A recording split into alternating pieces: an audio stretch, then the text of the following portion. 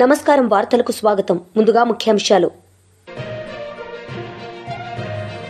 విద్యాఐటీ శాఖల మంత్రి నారా లోకేష్ మీడియా సమావేశం. మాజీ సీఎం జగన్ పై విమర్శలు.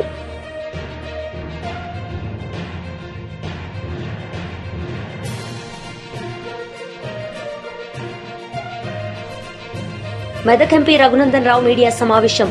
పలు అంశాలపై వివరణ.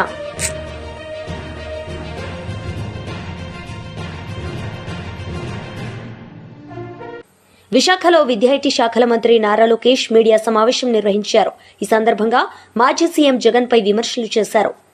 వచ్చాను, అందుకే తప్పుడు వార్తలు రాసినప్పుడు నాకు చాలా బాధ కలిగింది. క్యారికేచర్ వేసి, అంటే పైన నా ఫోటో కింద క్యారికేచర్ వేసి నన్ను కించపరిచే విధంగా చేసినప్పుడు దీని మీద పోరాడాలని ఆనాడే నేను నిర్ణయించాను.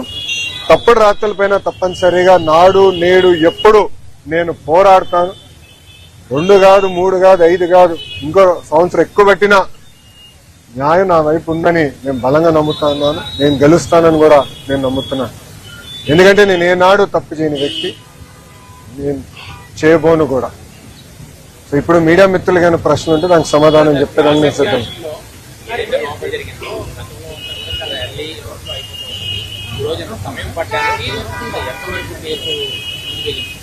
అంటే నా ఎగ్జామినేషన్ ఈరోజు పూర్తయింది.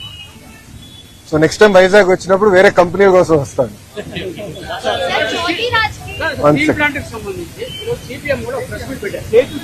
విశాఖ ఎకనామిక్ రీజన్ సంబంధించి 2500 ఎకరాలు ఎవరన్నారండి? ఒక్క నిమిషం సార్, ఒక్క నిమిషం. 2500 ఎకరాలు విశాఖ ఎకనామిక్ రీజన్ కోసం తీసుకుంటున్నారు. ఆల్రెడీ 1100 ఎకరాలు సేల్కి ఇచ్చారు, వాళ్ళు వాడలేదు. అలా 3000 ఎకరాలు తీసుకుంటారు. ఏ ప్రాతిపదిక కోసం తీసుకున్నారో ఆ భూమి తలకి మెయిన్ తలకి ఓట్లు డైవర్ట్ అవుతుందని వారు ఆరోపిస్తున్నారు. మెయిన్ ఆరోపణ మీరే అంటున్నారు ఆరోపణ అని. ఇంకా సమాధానం చెప్పాలా? బాస్ ఒక్క నిమిషం. ఎవరైనా స్టేట్మెంట్ ఇచ్చారా? మంత్రి కానివ్వండి, అంటే గౌరవ ముఖ్యమంత్రి గారు కానివ్వండి, గౌరవ ఉప ముఖ్యమంత్రి గారు కానివ్వండి, ప్రభుత్వం సంబంధించిన అంటే ఎన్డీఏ ప్రభుత్వానికి సంబంధించిన ఎవరన్నా స్టేట్మెంట్ ఇచ్చారా? పలానా భూమి 14,000 కోట్ల రూపాయలు కేంద్ర ప్రభుత్వం, రాష్ట్ర ప్రభుత్వం విశాఖ ఉక్కుని కాపాడేదానికి మేము ఇన్ఫ్యూజ్ చేశాం. ఈరోజు విశాఖ ఉక్కు 3rd మన బాయిలర్ ఏదైతే ఉందో అది కూడా మేము యాక్టివేట్ చేశాము. ఫుల్ ప్రొడక్షన్ కి మేము తీసుకొచ్చాము. గతంలో కూడా ఇలాంటి పరిస్థితి వస్తే ఆనాడు వాజ్పేయి గారు, చంద్రబాబు నాయుడు గారు కలిసి విశాఖ ఉక్కుని కాపాడారు. ఈ రోజు మోడీ గారు, చంద్రబాబు నాయుడు గారు కలిసి మళ్ళీ విశాఖ ఉక్కుని కాపాడుతున్నారు. సో అపోహలు ఏం అవసరం లేదు. విశాఖ ఉక్కుని ప్రైవేటీకరణ జరగదు, జరగనీయం. కానీ విశాఖ ఉక్కు ప్రాఫిట్ లో నడవాలని మేమందరం కోరుకుంటున్నాం. ఎందుకంటే పదే పదే బెయిల్అవుట్లు ఇస్తాం కరెక్ట్ కాదు. ప్రాఫిట్ లో నడవాలి, దానికి అందరూ సహకరించాలి. విశాఖ ఉక్కుకి సంబంధించిన భూమి 1 ఎకరం ఒరిజినల్ ఇంటెన్షన్ కి ఇచ్చారో దానికే వాడతాం తప్ప వేరే దానికి డైవర్ట్ చేయాలన్న ఆలోచన ఎన్డీఏ ప్రభుత్వానికి లేదు. సిపిఎం సోదరులకి స్క్రిప్ట్ ఎక్కడి నుంచి వచ్చిందో వాళ్ళే దానికి సమాధానం చెప్తే బాగుంటుంది.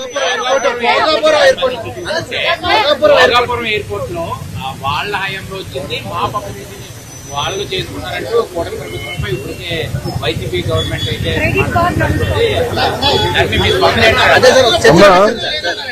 ఒక మాట చెప్పాలి. క్రెడిట్ కోసం ఇక్కడ ఎవరు పోరాడట్లేదు. పని చేసేదానికి, ప్రజలకి పెద్ద ఎత్తున ఉద్యోగాలు, ఉపాధి కల్పించడానికి మేము అహర్నిశలు కష్టపడుతున్నాము. దయచేసి అది గుర్తుపెట్టుకోండి. ఇదే జగన్మోహన్ రెడ్డి గారు ఆనాడు ఏం చెప్పారు?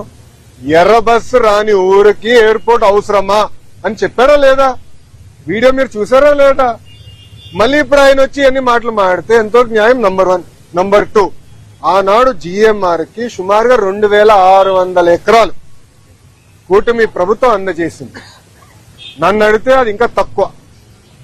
ఒక్క హైదరాబాద్ ఎయిర్పోర్ట్ కి 5,000 ఎకరాలు ఇచ్చాం.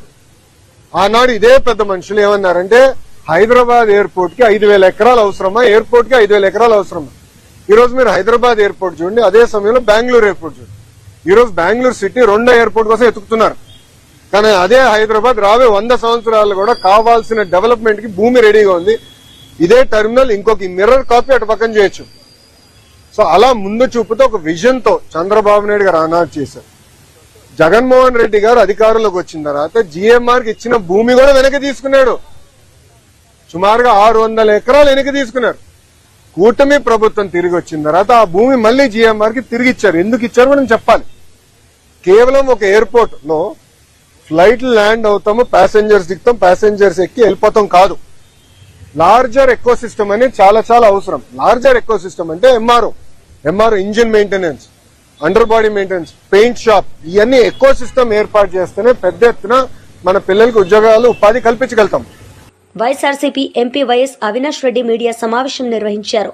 ఈ సందర్భంగా పలు అంశాలపై ఆయన మాట్లాడారు. చంద్రబాబు నాయుడు గారు మేమిద్దరం క్లోజ్డ్ రూమ్లో కూర్చొని రాయలసీమ ఎత్తిపోతలకు పూర్తిగా సమాధి కట్టేసినాము, పూర్తిగా పనులు ఆపిచ్చేసినామని చెప్పి తెలంగాణ అసెంబ్లీ సాక్షిగా రేవంత్ రెడ్డి గారు ఏదైతే మరి స్పష్టం చేశారో ఆ మాట చెప్పినప్పటి నుంచి కూడా రైతుల్లో తీవ్రమైన అభద్రతాభావము, ఆందోళన ఉన్నాయి. రైతుల అభద్రతాభావము, రైతుల ఆందోళనను డిఆర్సీ ద్వారా ప్రభుత్వం దృష్టికి తీసుకెళ్లేందుకే మేమందరం వచ్చాం. మరి ముఖ్యంగా ఈరోజు మాకు ఎటువంటి అసలు ఏమాత్రం కూడా మా వాదన వినే పరిస్థితి కూడా అక్కడ కనిపించలేదు. ఈరోజు ప్రతి రైతుల్లో కూడా ఆందోళన ఉంది. వర్షాలు బాగా పడినప్పుడు, శ్రీశైలంలో ఫ్లడ్ డేస్ ఎక్కువ ఉన్నప్పుడు తెలంగాణ పవర్ జనరేట్ చేసిన, తెలంగాణ ఎత్తిపోతల పథకాల్లో నీళ్లు ఎత్తిపోసుకున్నా మనం గ్రావిటీ ద్వారా తీసుకోవచ్చు. ఏది వర్షాలు బాగా పడినప్పుడు ఫ్లడ్ డేస్ దాదాపు 150-180 రోజులు ఫ్లడ్ డేస్ ఉన్నప్పుడు ఇది సాధ్యం. కానీ ఫ్లడ్ డేస్ తక్కువ ఉన్నప్పుడు మన పరిస్థితి చాలా ఘోరంగా ఉంటుంది. మన ప్రాంతానికి 111 టీఎంసీలు రావాలా, ఎస్ఆర్బీసీకి సంబంధించి 19 టీఎంసీలు రావాలా, తెలుగుగంగకు సంబంధించి 39 టీఎంసీలు రావాలా, జిఎన్ఎస్ఎస్కి సంబంధించి 38 టీఎంసీలు రావాలా, చెన్నై డ్రింకింగ్ వాటర్కు 15 టీఎంసీలు రావాలా, కేసీ కెనాల్ ఏదైతే ఇక్కడ మనం శ్రీశైలం నుంచి మనం తీసుకుంటామో దానికి 10 టీఎంసీలు రావాలా, మొత్తం 111 టీఎంసీలు నీళ్ళు మనకు రావాలా.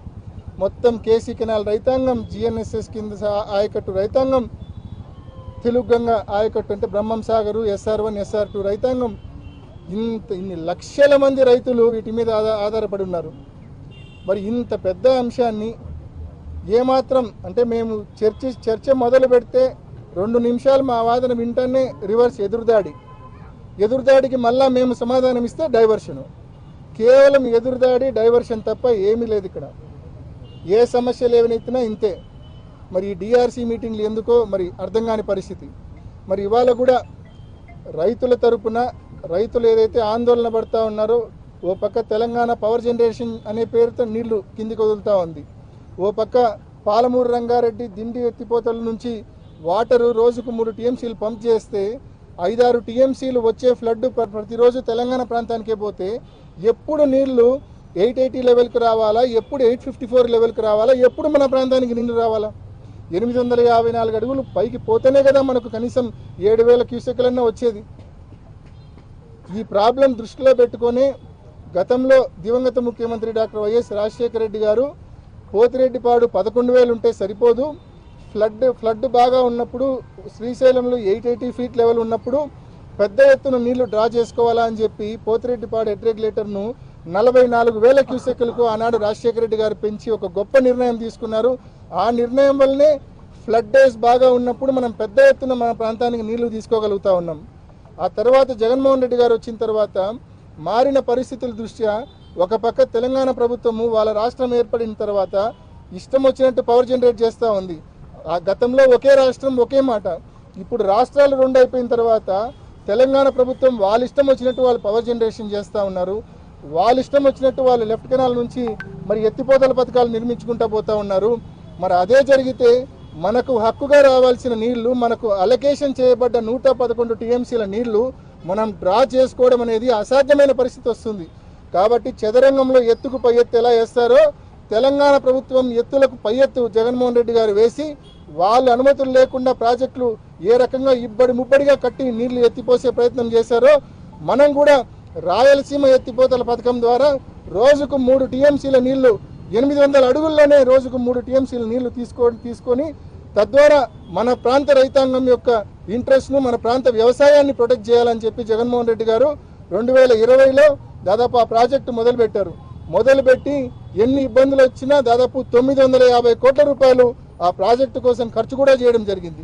మేము ఇవాళ డిఆర్సీ మీటింగ్లో అడిగింది వీళ్ళని ఒకటే, మీరేం చేసినారని చెప్పి మమ్మల్ని క్వశ్చన్ చేసినారు వాళ్ళు. మేము ఒకటే చెప్పినాం, జగన్మోహన్ రెడ్డి గారు ఈ ప్రాజెక్టు యొక్క ఉద్దేశం ఎక్స్ప్లెయిన్ చేసిన తర్వాత ఈ ప్రాజెక్టు కోసము ఈ పునాదిరా వేసిన తర్వాత 950 కోట్ల రూపాయలు మేము ఏం చేసినాము, ఈ నుంచి మీరు ముందుకు తీసుకెళ్ళండి, ఆ దిశగా మాకు స్పష్టమైన హామీ ఇవ్వండి ప్రభుత్వం తరపున అంటే ఆ హామీ మాత్రం ఇవ్వరు. కేవలం ఎదురుదాడి, కేవలం డైవర్షను. రాయలసీమ ఎత్తిపోతల పథకాన్ని ముందుకు తీసుకెళ్తామన్న హామీ మాత్రం ఈ ప్రభుత్వం ఇవ్వని పరిస్థితి. నిన్నటి దినాన సాక్షాత్తు మరి మంత్రి గారు, ఇరిగేషన్ మంత్రి గారు చెప్తా ఉన్నారు ఈ ప్రాజెక్టే నిరుపయోగమని. ఆయనకు బుర్ర ఆడుందోమని నాకైతే తెలియదు, కానీ ఈ ప్రాజెక్టే నిరుపయోగం అంట. ఆల్రెడీ 798 ఫీట్లో ముచ్చుమర్రు ఉంది కదా అంటాడు. 798 ఫీట్లో ముచ్చుమర్రు నుంచి మనం డ్రా చేసేది ఎంత? 1000 క్యూసెక్కులు.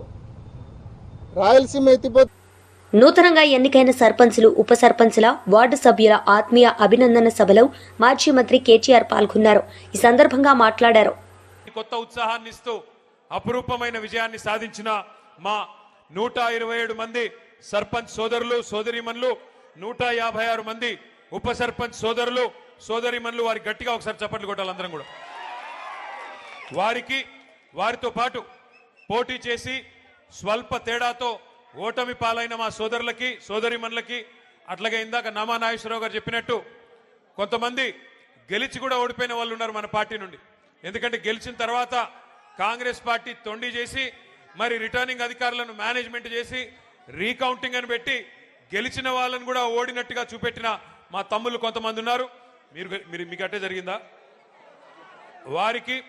వారితో పాటు అభ్యర్థుల గెలుపు కోసం పనిచేసిన ప్రతి గులాబీ తమ్ముడికి, చెల్లెలకి, అక్కకి, అన్నకి, అందరికీ, పత్రికా మిత్రులకి పేరు పేరున అందరికీ హృదయపూర్వకంగా శిరస్సు వంచి నమస్కారం.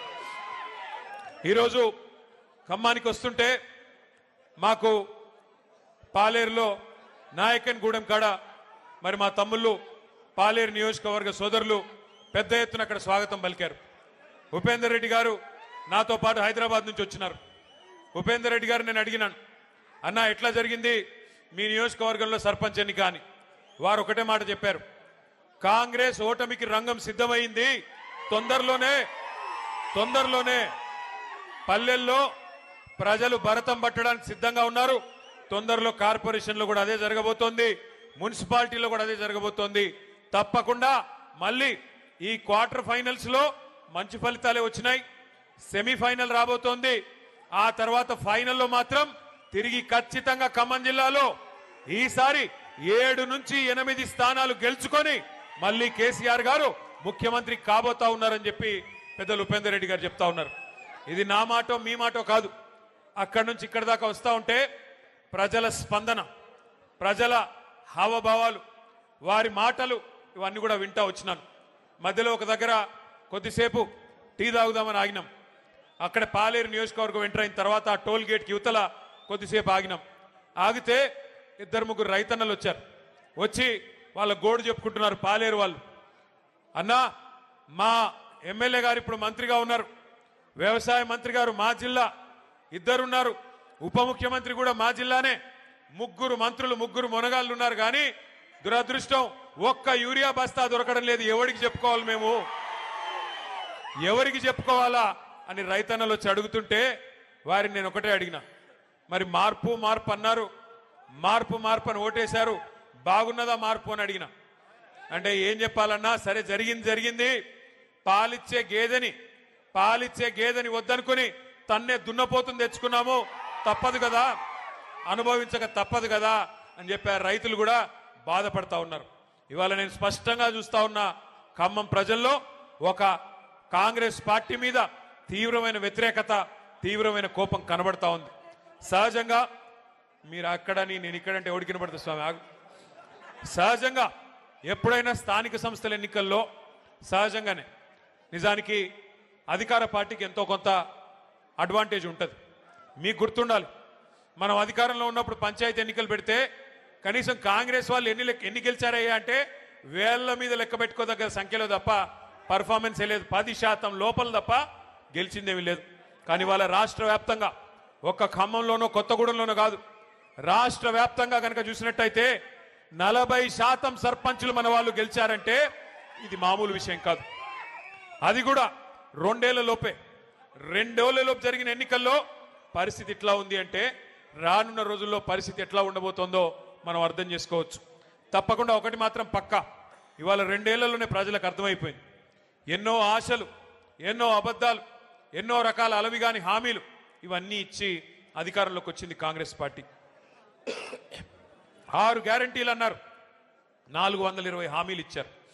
పక్క నియోజకవర్గం మదిర, నాకు ఇంకా గుర్తుంది, ఆ వీడియో కూడా ఇక్కడ వేద్దామంటే స్క్రీన్ లేదు. డిప్యూటీ సీఎంగా ఉన్న ఆనాటి సిఎల్పి లీడరు, మదిర ఎమ్మెల్యేగా ఆనాడున్న బట్టి విక్రమార్క గారు ఆ రోజు అన్న మాట ఇంకా నాకు నా చెవుల్లో ఇంకా వినబడతా ఉన్నది. గ్యారంటీ కార్డులు పట్టుకొని ఆ రోజు ఆయన చెప్తా ఉన్నాడు, భద్రంగా పెట్టుకోండి, గ్యారంటీ కార్డులు భద్రంగా దాచిపెట్టుకోండి. 100 రోజుల్లో, ఇది చాలా విలువైన కార్డు, ఈ కార్డుని మరి భద్రంగా పెట్టుకుంటే 100 రోజుల తర్వాత మా గవర్నమెంట్ రాగానే 2,500 మహిళలకు ఇస్తాం, 4,000 రూపాయలు ముసలోళ్ళకి ఇస్తాం, తులం బంగారం ఇస్తాం, 2 లక్షల ఉద్యోగాలు ఇస్తాం, భద్రంగా పెట్టుకోండి కార్డు అన్నారు బట్టి గారు. మరి ఇవాళ నేను బట్టి గారిని అడుగుతున్నా, బట్టి గారు 100 రోజులు కార్డును పెట్టుకోమన్నారు, మరి ఇప్పుడు 2 ఏళ్ళు అయిపోయింది, ఇప్పుడు ఎక్కడ పెట్టుకోవాలి కార్డు? ఎక్కడ పెట్టుకోమంటావు ఇప్పుడు కార్డు? చెప్పు, ఎక్కడ పోయింది నీ 2,500? ఎక్కడ పోయింది 4,000 పెన్షను? ఎక్కడ పోయింది తులం బంగారం? ఎక్కడ పోయినాయి స్కూటీలు? ఎక్కడ పోయినాయి విద్యా భరోసా కార్డులు? ఎక్కడ పోయినాయి 1,00,000 కోట్ల బడ్జెట్, బీసీలకి 42% రిజర్వేషన్లు? చెప్పుకుంటూ పోతే 420 హామీలు, 1 కాదు 2 కాదు, సర్వభ్రష్ట. మెదక్ ఎంపీ రఘునందన్ రావు మీడియా సమావేశం నిర్వహించారు. ఈ సందర్భంగా పలు అంశాలపై ఆయన మాట్లాడారు. ఎక్కడికక్కడ నిలదీసేందుకు ప్రయత్నం చేసినందుకు మా శాసనసభ పక్షాన్ని ఈ సందర్భంగా అభినందిస్తా ఉన్నాం. రాష్ట్ర ప్రజలు ఒకసారి ఆలోచించాలి, తెలంగాణ సమాజం కూడా ఒకటి ఆలోచించాలి. శాసనసభలో ఒక ఎమ్మెల్యే గారు మాట్లాడుతూ చెప్పినారు, ఇవాళ తెలంగాణ సమాజాన్ని ఆలోచించమని నేను సవినయంగా 2 చేతులు జోడించి చేస్తున్నటువంటి అప్పీల్ ఏంటంటే, ఈ రాష్ట్రంలో ప్రతిపక్షమైన పాలకపక్షమైన భవిష్యత్తులో మాకే అవకాశం ఇవ్వండి అని చెప్పి నేను రాష్ట్ర ప్రజానికానికి విజ్ఞప్తి చేస్తున్నాను. కాంగ్రెస్ ముఖ్యమంత్రి గారు మాట్లాడతారంటే 20 మంది శాసనసభ్యులు లేరు శాసనసభలో. This is the fate of the Congress party and Revanth Reddy. Revanth Reddy గారినో కాంగ్రెస్ పార్టీ గుర్తునో చూసి రాష్ట్రంలో వాళ్ళు అధికారంలోకి రాలేదు. సరే, మా వల్ల జరిగినటువంటి 1-6 సంఘటనల వల్ల మా పార్టీలకెళ్ళే కొంతమంది నాయకులు మీకు తెలుసు, ఎన్ఎం శ్రీనివాసరెడ్డి గారైనా, వివేక్ గారైనా, కోమటిరెడ్డి రాజగోపాల్ రెడ్డి గారైనా, ఇట్లాంటి నాయకులంతా భారతీయ జనతా పార్టీ అధికారానికి 10 అడుగుల దూరంలో ఉందన్న సందర్భం లోపల ఇట్లాంటి నాయకులంతా కొన్ని వేరు కారణాల వల్ల మమ్మల్ని విడిచిపోవడం వల్ల కాంగ్రెస్ పార్టీ అధికారంలోకి వచ్చింది తప్ప కాంగ్రెస్ బలం కాదు, రేవంత్ రెడ్డి గారి పోరాటాలు కావాలి. అందుకని ఈ సమయంలో నేను ఎందుకు చెప్తా ఉన్నా ఈ సమస్యలన్నీ అంటే, తెలంగాణ సమాజం ఇలా ఆలోచించాలి. కృష్ణా జలాలు పాలమూరుకు సంబంధించి 10 సంవత్సరాల నుంచి 12 సంవత్సరాల నుంచి ప్రజలకు నష్టం జరుగుతుంటే పాలకపక్షం చర్చ పెడితే రేవంత్ రెడ్డి గారి పక్కన 65 మంది ఎమ్మెల్యేలు ఉండాల్సిన కాడ 20 మంది లేరు. ఇది పాలకపక్షానికి పాలమూరు జిల్లా మీద, కృష్ణా జలాల మీద ఉన్నటువంటి చిత్తశుద్ధి. అపోజిషన్ వాళ్ళు పాలకపక్షం తప్పు చేస్తే నిలదీయాల్సినటువంటి అపోజిషన్ వాళ్ళు వ్యక్తిగత పట్టింపులకు పోయి, వ్యక్తిగత పంతాలకు పోయి శాసనసభలోంచి వెళ్ళిపోయింది. సో కేసీఆర్ గారికి పాలమూరు మీద పట్టింపు లేదు, రేవంత్ రెడ్డి గారికి పాలమూరు మీద పట్టింపు లేదు. వీళ్ళ పట్టింపులన్నీ నువ్వెంత అంటే నేనెంత, నీ నోట్లు ఎంత మూసినది వారుతుందంటే నా నోట్లు ఎంత మూసినది వారుతుంది. ఈ కంపు, ఈ కొట్లాటలు, ఈ వ్యక్తిగత దూషణలు తప్ప కృష్ణా జలాల గురించి రాష్ట్ర ప్రభుత్వం, రేవంత్ రెడ్డి నువ్వు పాలమూరు బిడ్డవు, నువ్వు ముఖ్యమంత్రి 2 ఏళ్ళు అయింది, పాలమూరుకి కృష్ణా జలాలను ఎందుకు? రాష్ట్ర ప్రధాన కార్యదర్శి సతీష్ కుమార్ రెడ్డి మీడియా సమావేశం నిర్వహించారు. ఈ సందర్భంగా పలు అంశాలపై ఆయన మాట్లాడారు. పరిశీలిస్తే స్పష్టంగా డేట్ల వారీగా వస్తుంది. 2020 నుంచి 2024 వరకు జగన్మోహన్ రెడ్డి గారు ముఖ్యమంత్రిగా దిగిపోయినటువంటి వరకు నిరాటకంగా ఈ యొక్క రాయలసీమ లిఫ్ట్ ఇరిగేషన్ పనులు జరిగాయి. వాటికి సంబంధించినటువంటి 795 కోట్ల పేమెంట్లు కూడా, ఆ సంబంధించినటువంటి కాంట్రాక్టులు పేమెంట్ కూడా జరిగాయి. కాబట్టి మీరు చెప్పినటువంటి ఆరోపణ ఏదైతే చేస్తున్నారో 2020లో పనులు ఆగిపోయినాయని చెప్పారు. ఇది వాస్తవం కాదు. దీనికోసం నిన్న మా వైఎస్ఆర్ కాంగ్రెస్ పార్టీకి సంబంధించినటువంటి ప్రజాప్రతినిధులు వీళ్ళందరూ కూడా ఆ రోజు పోయి ఫీల్డ్ విజిట్ పెట్టారు. మీరు కావాలంటే మీతో పాటు మేము వచ్చేదానికి కూడా సిద్ధం. రెండోది, మీరు 8,000 కోట్లు ఖర్చు పెట్టాము రాయలసీమ ప్రాంతంలో ఉన్నటువంటి ఇరిగేషన్ ప్రాజెక్టులకని మీరు చెప్పారు. మీరు సిద్ధమా ప్రాజెక్టులకన్నిటికీ? మేము మీతో పాటు మేము వస్తాం విజిట్ చేసేదానికి. ఏ ప్రాజెక్టు ఎక్కడ ఖర్చు పెట్టారో, ఏ ప్రాజెక్టులు జరుగుతున్నాయో చెప్తే మేము కూడా చూసేదానికి సిద్ధంగా ఉన్నాం. రాయలసీమ లిఫ్ట్ ఇరిగేషన్ ఆగిపోయింది. జిఎన్ఎస్ఎస్ నుంచి హెచ్ఎన్ఎస్ఎస్కు లింక్ అయ్యేటువంటి ప్రాజెక్టులు ఆగిపోయినాయి. కుందు వైడనింగ్ ఆగిపోయింది. పోతిరెడ్డిపాడు దగ్గర నుంచి ఆ తర్వాత జిఎన్ఎస్ఎస్ గండికోట వరకు వచ్చేటువంటి వైడనింగ్ పనులన్నీ ఆగిపోయినాయి. టన్నెల్ పనులు ఆగిపోయినాయి. ఏ పనిని చేశారండి మీరు రాయలసీమలో? గతంలో జరిగినటువంటి పనులకు ఎవరన్నా కమిషన్లు ఇస్తే ఆ కమిషన్ల కోసం కక్కుర్తిపడి మీరు పేమెంట్ చేసినారు తప్పితే ఈ రోజుటి వరకు ఒక్క హెచ్ఎన్ఎస్ఎస్లో లైనింగ్ పనులు తప్ప ఏ కార్యక్రమం జరగం లేదు. ఇది వాస్తవం. ఆ హెచ్ఎన్ఎస్ఎస్ లైనింగ్ పనులు కూడా ఆ ప్రాంతంలో అనంతపురము, ఆ తర్వాత మన సత్యసాయి జిల్లాలో ఉన్నటువంటి రైతులందరూ కూడా పాదయాత్రలు చేసి ఆపండయా లైనింగ్లు, మీరు లైనింగ్లు చేస్తే మాకు చాలా ఇబ్బంది జరుగుతుందని చెప్పి ప్రజలంతా వ్యతిరేకించేటువంటి కార్యక్రమాన్ని మీరు చేస్తూ ఉండరు. దేనికోసం చేస్తున్నారు మీరు ఈ పనులు? రెండు దురుద్దేశాలు. ఒకటి, మీకు కావలసినటువంటి ప్రాంతానికి త్వరగా నీళ్లు తీసుకొని పోయేదానికి ఒకటైతే, రెండవది మీరు కావాల్సినటువంటి ఈ షార్ట్ క్రీటింగ్ పనులు కానీ ఈరోజు చేసేటువంటి లైనింగ్ పనులు కానీ అత్యధిక రేట్లతో మీకు కావాల్సినటువంటి కాంట్రాక్టులకు మీరు అప్పచెప్పినారు. కాబట్టి ఈ రెండు దురుద్దేశాలతో అక్కడటువంటి ఆ ప్రాంత రైతులు ఎవరైతే ఉన్నారో అనంతపురం కానీ లేకుండా ఉంటే సత్యసాయి జిల్లాలో ఉన్నటువంటి రైతులు దీన్ని తీవ్రంగా వ్యతిరేకిస్తున్నారు. మీరు లైనింగ్ చేయడం వల్ల ఈ ప్రాంతంలో ఉన్నటువంటి రైతులందరూ ఇబ్బంది పడతాము, మినిమం సీపేజ్ అనేది ఉండదు, ఆ యొక్క లైనింగ్ చేయకుండా ఉంటే కన్నా ఆ వచ్చే సీపేజ్తో మా ప్రాంతంలో గ్రౌండ్ వాటర్ పెరుగుతుంది, దయచేసి లైనింగ్ ఆపండి అని చెప్పి అక్కడటువంటి రైతులు మొరబెట్టుకుంటా ఉంటే వాళ్ళ మరణ ఆలకించకుండా వాళ్ళ ఇబ్బందులు పడినా కూడా పర్వాలేదు, మా కమిషన్లు వస్తే చాలని చెప్పి ఆ పనులు చేస్తున్నారు తప్పితే రాయలసీమ ప్రాంతానికి ఉపయోగపరమైనటువంటి పనులు మీరు ఏమీ చేయలేదు. రెండవది, మీరు కూర్చొని ఏదో ఆరోపణ చేశారు. రామచంద్రారెడ్డి గారికి సంబంధించినటువంటి సంస్థకు ఏదో అవసరం లేనటువంటి పనులన్నీ మొదలు పెట్టారని చెప్పేసి మీరు ఆరోపణ చేశారు. గుండె మీద చేసుకొని చెప్తున్నాను, ఆ ప్రాంతంలో ఉన్నటువంటి రైతుగా నేను చెప్తున్నా, అయ్యా జిఎన్ఎస్ఎస్ నుంచి హెచ్ఎన్ఎస్ఎస్కు లింక్ చేసేటువంటి ప్రాజెక్టు చాలా ఉపయోగకరమైనటువంటిది. మీరు కావాలంటే రండి, మీకు ఎక్స్ప్లెయిన్ చేస్తా. ఈరోజు కుప్పంకు నీళ్లు పోవాలంటే, టైలెండ్కు నీళ్లు పోవాలంటే, మీ ముఖ్యమంత్రి నియోజకవర్గానికి నీళ్లు పోవాలంటే 620 కిలోమీటర్లు దాదాపు ఆ కాంటూర్లంబడి అనేక లిఫ్ట్లు తీసుకొని పోవాలా.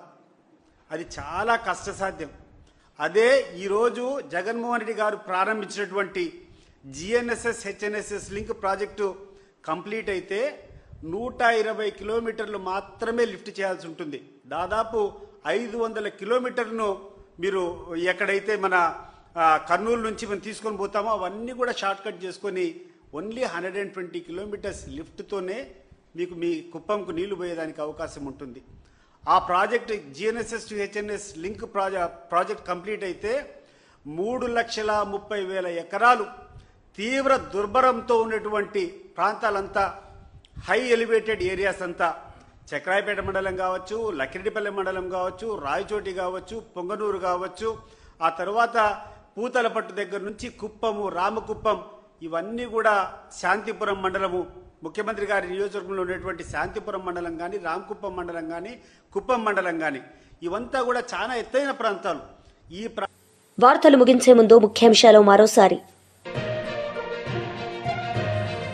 విద్యార్థి శాఖల మంత్రి నారా లోకేష్ మీడియా సమావేశం, మాజీ సీఎం జగన్ పై విమర్శలు.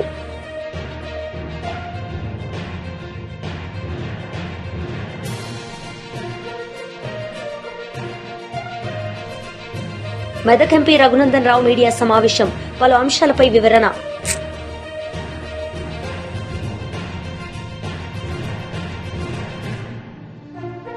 ఈ వార్తలు ఇంతటితో సమాప్తం. తిరిగి ప్రసారమయ్యే వార్తల్లో మళ్లీ కలుద్దాం. అంతవరకు సెలవు. నమస్తే.